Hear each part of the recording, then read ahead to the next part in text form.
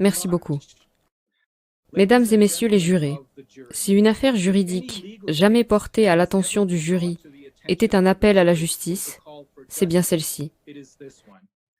Cette affaire réclame à grands cris que justice soit rendue. Ce n'est pas un procès. Ce n'est même pas un faux procès.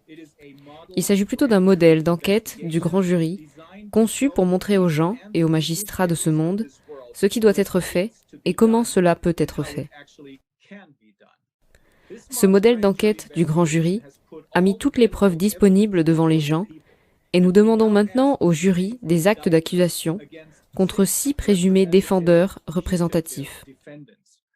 Le professeur Christian Drosten, de l'Université de la Charité de Berlin, le docteur Anthony Fauci, chef du NIAID aux États-Unis, le docteur Tedros, de l'Organisation mondiale de la santé, Bill Gates, de la fondation Bill et Melinda Gates, de Gavi et de nombreuses autres organisations de ce type, BlackRock et enfin Pfizer. Ce modèle d'enquête ne demande pas de verdict de culpabilité, mais elle vous demande, à vous le jury, de prononcer des actes d'accusation contre les 6 défendeurs présumés sur la base des preuves qui nous ont été présentées au cours de cette procédure. Mon personnage préféré dans le film Ne tirez pas sur l'oiseau moqueur est Atticus Finch, joué par Gregory Peck, qui a gagné un Oscar pour sa performance en tant que meilleur acteur. Jusqu'à la toute fin de sa plaidoirie, la caméra ne le montre jamais s'adressant au jury. C'est parce que le vrai jury était les gens qui regardaient le film. Tout comme dans cette procédure modèle. C'est vous, nos téléspectateurs, qui êtes le jury. Et même si mes estimés collègues et moi-même ne sommes pas comme Atticus Finch dans ce film, nous ne vous demandons pas de rendre un verdict, dans ce cas, un verdict qui a sauvé la vie de son client accusé à tort. Je souhaite paraphraser une partie de la dernière phrase qu'Atticus Finch a dit au jury.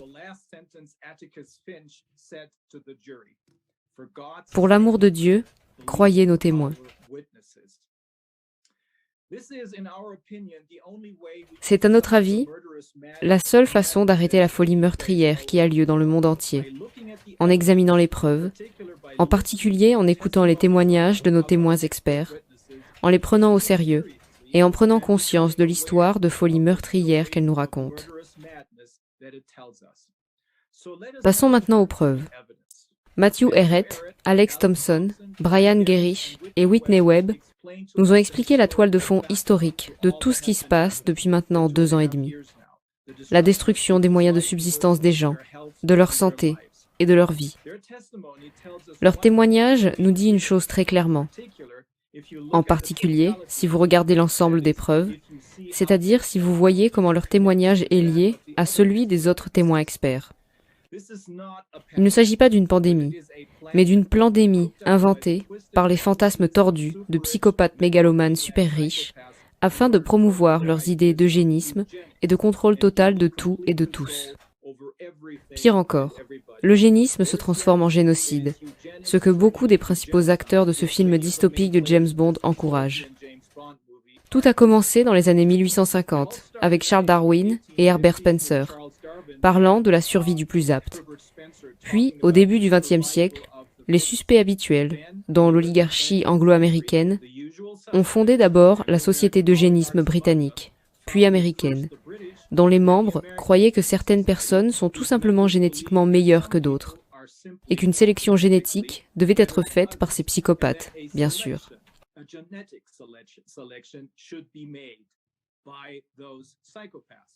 Puis vinrent la Première et la Deuxième Guerre mondiale, qui furent financées par ces mêmes oligarques. Et après la Deuxième Guerre mondiale, ces mêmes personnes ont commencé la guerre froide, pour garder les gens dans la peur et en mode panique. Pourquoi ? Parce que le but ultime de tout cela est de prendre le contrôle de tous ces gens inférieurs par la réduction de la population, d'introduire leur gouvernement mondial unique et leur banque mondiale unique, ainsi qu'une monnaie numérique contrôlée par eux. Au même moment, juste après la fin de la Seconde Guerre mondiale, et juste avant le début des procès de Nuremberg pour traiter des crimes contre l'humanité commis par Hitler, l'UNESCO a été fondée. Son premier directeur était le président de la Société eugénique britannique et, curieusement, cofondateur du WWF, Julian Huxley. Il a prononcé un discours dans lequel il a déclaré que les actions d'Hitler avaient donné une mauvaise réputation à l'eugénisme, mais que bientôt, lui et ses collègues eugénistes pourraient à nouveau parler ouvertement de l'eugénisme. En 1971, ces mêmes personnes, par le biais de leur principal outil de l'État profond, la CIA, et avec l'aide d'Henry Kissinger, ils avaient Klaus Schwab, qui a fondé le Forum économique mondial afin d'influencer la politique européenne. En 1992, ce conglomérat de super riches propriétaires d'entreprises mondiales, de politiciens et de représentants des médias a fondé le programme Young Global Leaders du Forum économique mondial, qui a produit les politiciens mêmes que nous allions élire. Parmi les premiers diplômés, Angela Merkel et Bill Gates. Parmi les diplômés et affiliés actuels, on trouve par exemple Emmanuel Macron de France, Jacinda Ardern de Nouvelle-Zélande, Ursula von der Leyen de l'UE et Justin Trudeau du Canada. Klaus Schwab se vante ouvertement que le Forum économique mondial a infiltré la moitié du Parlement canadien. Encore une fois, le but ultime des fantasmes mégalomanes de ces gens est le contrôle de la population, ce qui implique une réduction massive de la population et l'obtention de l'accord des survivants pour deux choses. D'une part, un gouvernement mondial unique, sous l'égide de l'ONU, contrôlé par le Forum économique mondial. Et d'autre part, l'acceptation d'une monnaie numérique mondiale unique, émise par leur banque mondiale unique, selon les directives du système de crédit social chinois.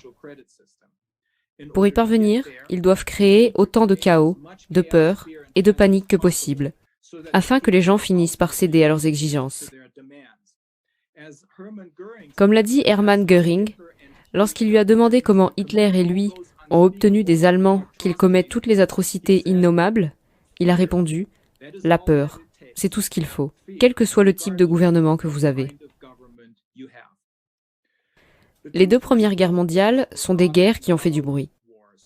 Elles semblent avoir cédé la place à une guerre silencieuse plus subtile et en même temps beaucoup plus efficace, à une pandémie virale qui s'avère être toujours sous le contrôle des militaires, comme nous l'avons vu dans le procès Pfizer de la dénonciatrice Brooke Jackson, qui a soudainement révélé que le département de la Défense était en charge de l'essai médical de Pfizer. Dans cette procédure judiciaire, la défense surprenante de Pfizer a l'allégation d'avoir mené un faux essai, d'avoir trafiqué tous les chiffres, d'avoir détruit leur groupe de contrôle et d'avoir placé les données qui montrent combien leurs médicaments étaient dangereux et inefficaces. Nous n'avions pas à suivre les règles. Nous avions un accord spécial, appelé OTA, avec le ministère de la Défense pour leur fournir des prototypes.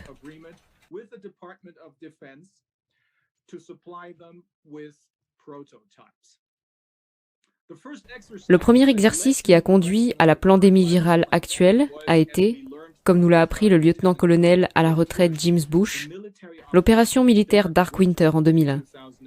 Ensuite, il y a eu l'opération Lockstep en 2010, menée par la Fondation Rockefeller. Et enfin l'événement 201, qui nous a été présenté par les suspects habituels, le Forum économique mondial, la Fondation Bill et Melinda Gates et le Centre Johns Hopkins de sécurité médicale. Cette idée de faire la guerre par le biais d'une pandémie est également la façon dont l'OMS est entrée en scène, remplaçant les chars, les roquettes et les grenades à main comme leur principal outil pour créer une panique mondiale en déclarant une pandémie, ou comme ils préfèrent l'appeler en utilisant une expression plus sophistiquée et importante, une urgence de santé publique de portée internationale, dont l'acronyme n'est pas par accident, il se moque de nous, est prononcé faux, fake. Les docteurs Stuckelberger et Behrendt, anciennes employées et conseillères de l'OMS, nous ont dit qu'ils n'avaient pas de cas quand ils voulaient déployer leur programme à long terme début 2020. Par conséquent, ils utilisent le faux professeur allemand Drosten, qui aurait dû perdre toute crédibilité lors de la grippe porcine, qui s'est finalement avéré n'être rien d'autre qu'une grippe bénigne, car sa modélisation était tout aussi dénuée de tout contact avec la réalité que celle de Neil Ferguson du Royaume-Uni. Ils ont prévu, à l'époque comme aujourd'hui, des centaines de milliers, voire des millions de morts, si les gens ne se font pas vacciner. Le même Drosten, qui a échoué si lamentablement lors de la grippe porcine, était impatient de leur obéir une fois de plus. Et il a accepté, en créant les cas dont ils avaient besoin pour déclarer une fausse urgence de santé publique de portée internationale. Il a tout d'abord inventé le mensonge des infections asymptomatiques, qui a posé les bases des tests PCR de masse, sans discernement, sur des personnes parfaitement saines. Et puis, bien sûr, le mensonge crucial, selon lequel sa variation du test PCR peut détecter les infections. C'est-à-dire qu'il peut nous dire qui est infecté par un virus et donc dangereux et contagieux pour les autres. Le professeur Kammerer, le docteur Pekova, le docteur Cahill et le docteur Mike Heddon nous ont expliqué en détail qu'un test PCR ne peut en aucun cas nous dire quoi que ce soit sur les infections, car il ne peut pas faire la distinction entre de la matière morte et de la matière vivante.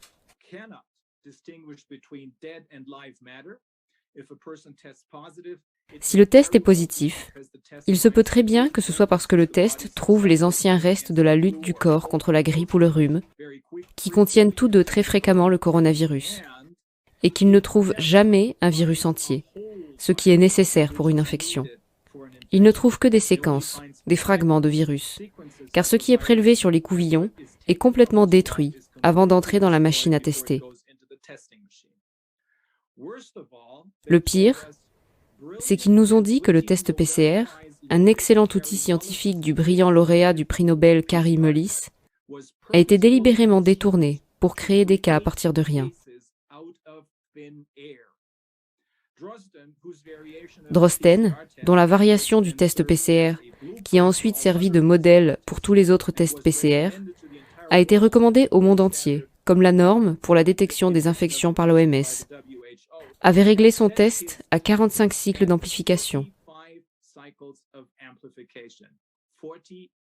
ce qui était littéralement garanti pour créer des cas, mais seulement des faux positifs. Le docteur Mike Heddon a déclaré, et tous les autres membres de la communauté scientifique le confirment, ainsi que le présumé défendeur Fauci lui-même, qu'à 35 cycles d'amplification, on obtient environ 90% de faux positifs. Et pourquoi voulait-il à tout prix ces cas de faux positifs? Le docteur Stuckelberger et Berendt nous ont donné la réponse. Ils avaient besoin de ces cas parce qu'ils voulaient déclarer une urgence de santé publique de portée internationale, ce qui était la seule base sur laquelle ils pouvaient, selon leurs propres règles librement inventées, utiliser de nouveaux médicaments non testés sur les gens. Cela signifie que les soi-disant vaccinations sont uniquement basées sur ces non-cas créés artificiellement.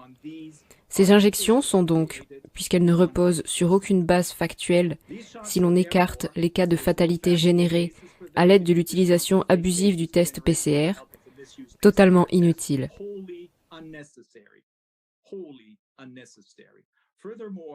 En outre, comme l'ont clairement indiqué les témoignages du docteur Brian Hardis et du docteur Shankara Shetty, il existe de nombreuses méthodes alternatives ou réelles de traitement qui peuvent facilement et en toute sécurité traiter le Covid-19, qui est en réalité, comme le reconnaît même l'OMS, pas plus dangereux que la grippe commune.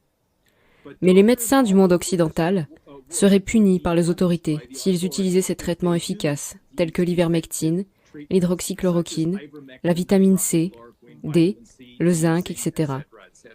Mais c'est encore pire. Non seulement ces vaccins ne sont pas nécessaires, ils ne sont pas efficaces, comme le prouvent les exemples d'Israël et du Royaume-Uni, où plus de 90% des personnes hospitalisées pour des symptômes de Covid sont au moins 2 fois vaccinées. Et ils ne sont pas non plus sans danger. Comme nous le savons maintenant, Pfizer n'a même pas mené de véritables essais médicaux. Ils ont trafiqué tous les chiffres et détruit leur propre groupe de contrôle, dissimulant tous les décès et les effets indésirables graves, y compris la stérilisation systématique. Pour insister sur ce point important, laissez-moi le répéter. Comme Pfizer le prétend désormais lors du procès Brooke-Jackson, pour leur défense, ils n'ont eu à respecter aucune règle dans le cadre de l'accord OTA avec le ministre de la Défense. Ils ont simplement dû montrer qu'ils pouvaient fournir des prototypes. L'entrepreneur de pompes funèbres britannique John O'Looney nous a expliqué comment il avait initialement cru au récit officiel d'une pandémie très dangereuse et avait même essayé de contribuer à sa diffusion, jusqu'à ce qu'il constate, en tant qu'entrepreneur de pompes funèbres, les dégâts incroyables causés par les soi-disant vaccins, en particulier chez les jeunes. Il a également fait l'expérience directe, étant donné la façon dont ils ont essayé de le tuer lorsqu'il est tombé malade, soi-disant du Covid, d'accepter le protocole de traitement officiel, qui inclut d'être mis sous respirateur. Le docteur Brian Hardis a confirmé ce type de faute professionnelle intentionnelle, au sens de malveillante et systématique, lorsqu'il est entré dans les détails du protocole de traitement officiel aux États-Unis, tel qu'il a été ordonné par Fauci sur la base de fausses études produites pour l'OMS. On a dit aux médecins de ne pas utiliser l'ivermectine ou l'hydroxychloroquine, sûr et efficace, mais plutôt d'utiliser le remdesivir, qui a tué de nombreuses personnes dans au moins 2 études, dont le présumé défendeur Fauci est au courant. Les professeurs Gatti, Bagdi, Henrion Caude et le docteur Schmidt-Kruger ont expliqué que ces injections ne sont pas réellement des vaccinations, car elles ne procurent pas d'immunité, mais plutôt des expériences génétiques.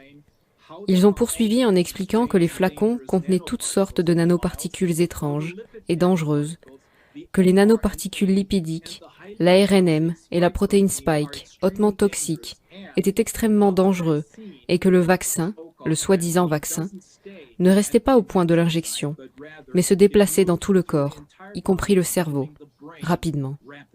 En l'espace de 48 heures, ce qui se trouve dans les flacons est partout. Et personne ne sait quand la production de spike s'arrête. Il provoque une grave coagulation du sang, avec pour résultat final, entre autres, des myocardites souvent fatales, ainsi que des thromboses cérébrales. Le pire, c'est que les injections détruisent le système immunitaire, de telle manière que bon nombre des décès qui en résultent s'étalent sur une période de 2 ou 3 ans. Les personnes qui souffriront de problèmes de santé à cause des injections ont donc du mal à comprendre qu'il s'agit bien des injections. Le professeur Burkhardt, pathologiste, en collaboration avec une équipe de 50 pathologistes du monde entier, a pratiqué de nombreuses autopsies sur des personnes décédées après avoir reçu les vaccins et a constaté que les vaccins étaient la cause de leur décès dans environ 70% des cas avec certitude et dans environ 20% des cas avec probabilité. Les autres personnes sont mortes d'autres causes. La grande question que tout le monde se pose automatiquement lorsque l'on entend et comprend tout cela est la suivante. Comment ont-ils pu amener autant de personnes à jouer le jeu ? Les témoins experts Meredith Miller et le docteur Ariane Billeran ont expliqué le terrorisme psychologique sournois, soigneusement planifié, qui a amené les gens à faire confiance aux ordres trompeurs que leur donnaient les autorités. Meredith Miller l'a comparé à une relation abusive. Ariane Billeran a expliqué le syndrome de Stockholm. Toutes deux ont confirmé qu'il s'agit du résultat d'une guerre psychologique planifiée de longue date et soigneusement exercée pour déstabiliser et désorienter la population en induisant la peur et la panique. Le professeur Matthias Desmet, le plus grand expert mondial du phénomène de la formation de masse, nous a dit que la création délibérée de la solitude, de la désorientation, du sentiment de ne pas avoir de véritable but dans la vie au cours des dernières décennies avait conduit à un sentiment omniprésent et à une société d'anxiété flottante. C'était l'ingrédient le plus important pour alimenter la population. La pandémie de Covid a été utilisée comme une chose à laquelle se raccrocher, de sorte que tout d'un coup, il y avait un but dans la vie. Plus d'anxiété flottante, mais une cible pour cette anxiété, le Covid, et tous ceux qui osent poser des questions à ce sujet. Son message le plus important est que nous devons continuer à parler et à faire sortir la vérité. Cela finira par inverser la vapeur, car tout ce que nous faisons dans cette direction a un effet, qu'il soit visible immédiatement ou non. Le professeur Mark Crispin Miller a expliqué comment les médias grand public sont détenus par les mêmes personnes de la base du Forum économique mondial, qui détiennent nos politiciens, et comment ces médias sont utilisés pour leurs textes de propagande massive et implacable sur la peur. Il est intéressant de noter que tout le monde est conscient du fait que la propagande est utilisée contre l'ennemi, ou qui que ce soit qu'il définisse comme l'ennemi. Mais presque personne ne sait qu'en 2014, l'administration Obama a rendu légal l'usage de la propagande pour attaquer et manipuler le peuple américain. Patrick Wood, Leslie Manoukian, Bjorn Pirwitz et le professeur Christian Kreis, tous économistes, ont expliqué comment la destruction de l'économie, ou pour être plus précis des petites et moyennes entreprises, a été intentionnellement faite, parce que ces entreprises sont les véritables créatives et indépendantes. Elles font obstacle à la prise de contrôle de l'ensemble de l'économie et à son contrôle par des plateformes insensées de la Silicon Valley, telles qu'Amazon et Uber. Leslie Manoukian nous a expliqué comment l'Europe et les États-Unis sont complètement ruinés et ensevelis sous une montagne de dettes impayables. L'Europe, encore pire que les États-Unis, avec tous ces fonds de pension qui ont été épuisés par les mêmes personnes dans les institutions qui poussent le Covid, la variole du singe et maintenant la guerre en Ukraine, pour détourner notre attention du fait même qu'ils sont responsables de la situation économique désastreuse dans laquelle nous sommes, et bien sûr, pour atteindre leur objectif de contrôle complet sur nous tous. Patrick Wood a expliqué comment la technocratie a été utilisée depuis les années 1930 pour prendre le contrôle et atteindre cet objectif de tout transférer vers ces plateformes insensées. Bjorn Pirwitz nous a montré le point de vue d'un banquier d'affaires, d'un investisseur en capital risque, et celui de Christian Kreis, ancien banquier d'affaires et professeur d'économie, avec cette allusion à la réévaluation comme spiritualité. Comment le chemin de l'autre côté est un chemin vers la destruction complète de l'économie. Au 6e jour de cette enquête, Patrick Wood et Matthew Ehret ont approfondi l'eugénisme comme base de tout ce qui se passe, en expliquant plus en détail comment l'autre côté utilise la technocratie et son rejeton, le transhumanisme, comme outil à cette fin. Ilana Rachel Daniel et Avital Livni nous ont donné un aperçu inquiétant de la façon dont la population israélienne est décimée par les injections et qu'on lui a menti sur l'efficacité et la sécurité de ces injections. Vera Sharav, une survivante de l'Holocauste, a imploré tout le monde de ne pas ignorer les parallèles entre ce qui se passe actuellement et ce qui s'est passé dans le Troisième Reich. Le cri « plus jamais ça » n'a pas été entendu, alors qu'un autre génocide, qui pourrait être bien pire, se produit en ce moment même, commis par les mêmes acteurs, leurs descendants et les institutions. Sur la base de ces faits, nous avons demandé au jury de prononcer des mises en accusation contre les 6 présumés accusés représentatifs.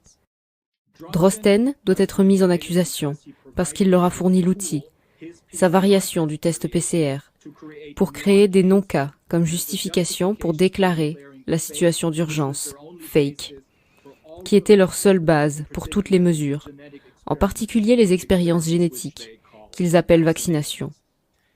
Il savait qu'il mentait lorsqu'il prétendait que son test pouvait détecter des infections, comme en témoigne son interview donnée en 2014 au magazine économique allemand Wirtschaftswoche, où il soulignait que même des personnes en parfaite santé peuvent avoir un test faussement positif. Si nous pouvons voir cette diapositive maintenant, cela rendra le point plus clair.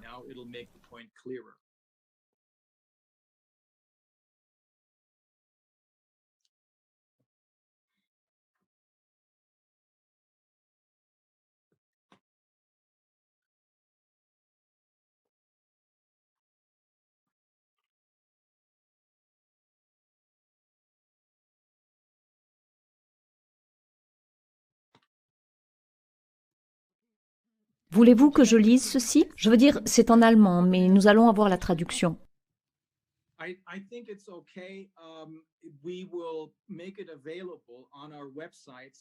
Je pense que c'est bon. Nous la mettrons à disposition sur notre site internet, pour que tous ceux qui veulent la lire et la faire traduire puissent vérifier précisément ce qu'il dit.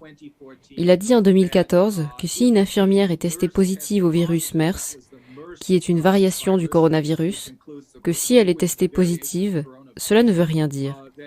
Elle pourrait être en parfaite santé.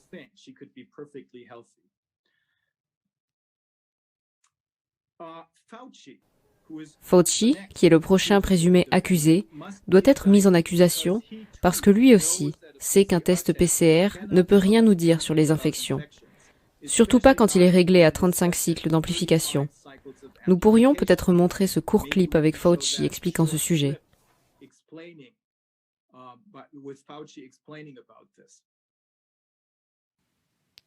All right. There have been a number of reports of patients who shed viral RNA for weeks as determined by PCR. It doesn't seem to be infectious virus. And the real question is, are they a threat for transmission? And I'm wondering if you think we could use a cutoff of viral loads determined by PCR to say this patient is no longer infectious, can go home, can go to a nursing facility.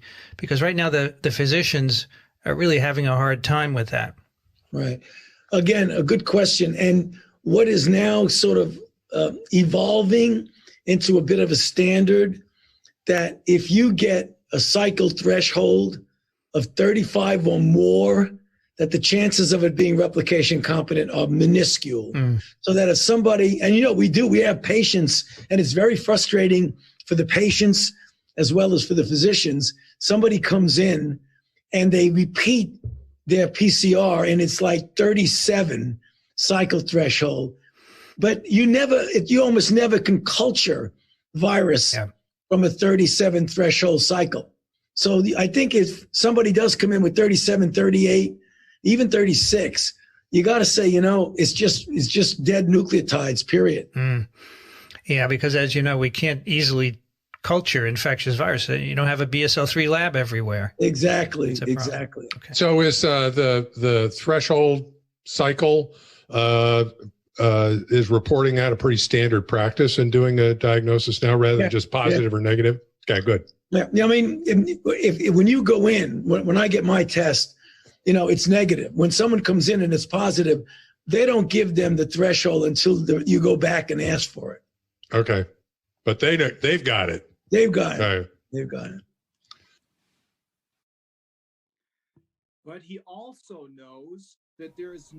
Mais il sait aussi que les vaccins ne sont pas vraiment nécessaires, parce qu'il existe, comme il le dit lui-même dans le clip suivant, ce qu'on appelle l'immunité naturelle.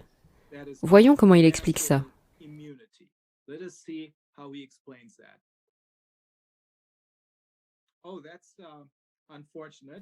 Oh, c'est malheureux, mais nous pouvons nous en passer. J'espère que vous avez les autres clips et les autres diapositives. Tedros doit être mis en accusation parce qu'il joue sciemment et volontairement, en tant que directeur de l'OMS, le rôle de bourreau du monde. Comme il n'est pas médecin, il ne comprend peut-être pas toute la science ou la médecine de ces crimes contre l'humanité. Mais il connaît le génocide, comme l'indique très clairement une plainte pénale, l'accusant d'avoir commis un génocide contre ses propres compatriotes en Éthiopie. Montrons cette diapositive, s'il vous plaît.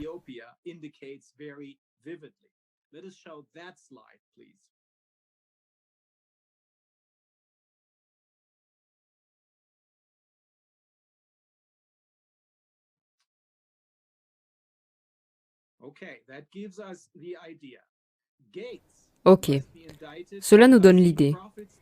Gates doit être mis en accusation parce que c'est lui qui profite le plus des vaccins, car il a investi son argent dans presque tous les fabricants de vaccins et a ensuite aidé à planifier la pandémie, comme le montre l'Event 201. Dans le même temps, il proclame que la population mondiale doit être réduite de manière substantielle. Nous avons 2 clips, démontrant comment il se vante que son investissement dans les vaccins est le plus rentable jamais réalisé, et l'autre le montre, expliquant la réduction de la population. S'il vous plaît, laissez-nous vous montrer ces 2 clips. We're here today with Bill Gates, a lot to talk about what he's been working on. And Mr. Gates, thank you so much for being with us. I'd like to talk to you about your approach to vaccinations. You wrote something recently, and like you always do, you kind of looked at the problem from a scientific and business perspective on things. You've invested $10 billion in vaccinations over the last 2 decades, and you figured out the return on investment for that, and it kind of stunned me. Can you walk us through the math? Well, it's pretty impressive that when you take these vaccines, get them to be very inexpensive by making big volume commitments, have that right relationship with the private sector, get the delivery system so they're really getting the coverage out there, you literally save millions of lives. And 20 years ago, when we created these new multilateral organizations, Gavi for the vaccines, Global Fund for HIV, TB, and malaria, we didn't know they'd be successful. They've gone through lots of challenges about making sure the money gets there, making sure the efficiency is right. But as we look at upcoming replenishments for those, and we've got so much distraction politically that the international needs like this could get eclipsed if we're not careful. You know, we see a phenomenal track record. It's been $100 billion overall that the world's put in. Our foundation is a bit more than $10 billion, but we feel there's been over a 20-to-1 return. So if you just look at the economic benefits, that's a pretty strong number compared to anything else. This equation has four factors, a little bit of multiplication. So you've got a thing on the left, CO2, that you want to get to zero, and that's going to be based on the number of people, the services each person's using on average, the energy on average for each service, and the CO2 being put out per unit of energy. So let's look at each one of these and see how we can get this down to zero. Probably one of these numbers is going to have to get pretty near to zero. That's back from high school algebra, but let's take a look. First, we've got population. The world today has 6.8 billion people. That's headed up to about 9 billion. Now, if we do a really great job on new vaccines, healthcare, reproductive health services, we could lower that by perhaps 10 or 15%.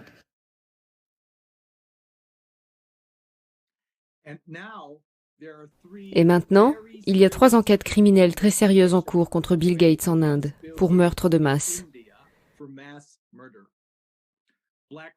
BlackRock doit être mis en accusation, car il s'agit du principal véhicule par lequel les auteurs de ces crimes contre l'humanité ont acheminé l'argent qu'ils nous ont volé, à nous le peuple, vers les entreprises mondiales, par lesquelles ils contrôlent l'économie mondiale. Le président de BlackRock, Larry Fink, est membre du conseil d'administration du Forum économique mondial. Et à ce titre, il sait précisément qu'il s'agit de la création d'une pandémie par le Forum économique mondial. Il y a une diapositive qui montre comment il est membre du conseil d'administration du Forum économique mondial.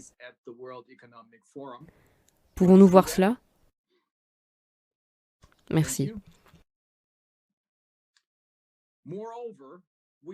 De plus, nous sommes en possession d'un document écrit par BlackRock, un résumé de la réunion annuelle 2019 des banquiers centraux à Jackson Hole, au Wyoming. Il explique comment des réponses sans précédent ont dû être prises alors que de plus en plus de gens avaient commencé à comprendre qui avait volé leur argent et leurs actifs au cours des décennies et qui a d'abord entraîné la crise de Lehman, qui a de nouveau éclaté en septembre 2019 après toute cette impression d'argent. Des réponses sans précédent. C'est précisément ce que nous voyons avec cette pandémie de Corona. Permettez-moi encore une fois de paraphraser la dernière phrase d'Atticus Finch dans la plaidoirie finale dans To Kill a Mockingbird. Pour l'amour de Dieu, croyez ces témoins et inculpez ces accusés putatifs.